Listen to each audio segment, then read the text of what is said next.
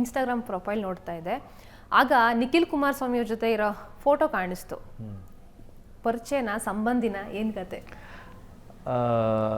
ರಾಮನಗರ, ನಮ್ಮ ಮಾವ ರಾಮನಗರ JDS.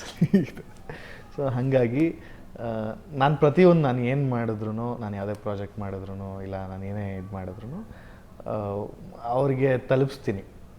ಅಣ್ಣ ಹಿಂಗೆ ಮಾಡ್ತಿದ್ದೀನಿ, ಹೌದೇನೋ, ಅಂದರೆ ಒಂದು ಅಣ್ಣನ ಥರನೇ ಇದೆ. ನಾನೇನೇ ಒಂದು ಮಾಡಿದ್ರು ವಿಶ್ ಮಾಡ್ತಾರೆ, ಖುಷಿ ಪಡ್ತಾರೆ. ಆ್ಯಂಡ್ ಶುರು ಮಾಡಿದಾಗ ನಾನು ಇವಾಗ ಇಂಡಸ್ಟ್ರಿಲಿ ಇದ್ದೀನಿ ಅನ್ನೋ ಟೈಮಿಂದನೂ ಇವತ್ತಿನವರೆಗೂ ಏನಾದರೂ ಮಾಡಿದ್ರೆ ಅಪ್ಡೇಟ್ ಮಾಡ್ತೀನಿ, ಅವ್ರಿಗೆ ಹೇಳ್ತೀನಿ. ಅವರು ಅಷ್ಟೇ ಒಂದು ಅಣ್ಣನ ಥರ ನನಗೆ. ಓಕೆ. ನಿಖಿಲ್ ಕುಮಾರಸ್ವಾಮಿ ಅವರ ಸಿನಿಮಾದಲ್ಲಿ ಆ್ಯಕ್ಟ್ ಮಾಡೋ ಆಸೆ ಇದೆಯಾ?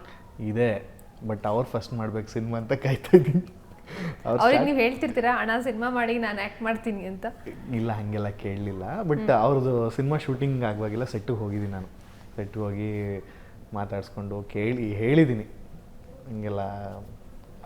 ಆಮೇಲೆ ಇನ್ನೊಂದು ನನ್ನ ತಲೆಯಲ್ಲಿ ಏನು ಅಂತ ಹೇಳಿದ್ರೆ, ನಾವೇನಾದರೂ ಒಂದು ಮಾಡಿ ಒಬ್ರ ಹತ್ರ ಹೋದಾಗ ನಮಗೆ ಒಂದು ಸಿಗುತ್ತಲ್ಲ ರೆಸ್ಪೆಕ್ಟು, ಅದು ಬೇರೆ ಥರ ಇರುತ್ತೆ.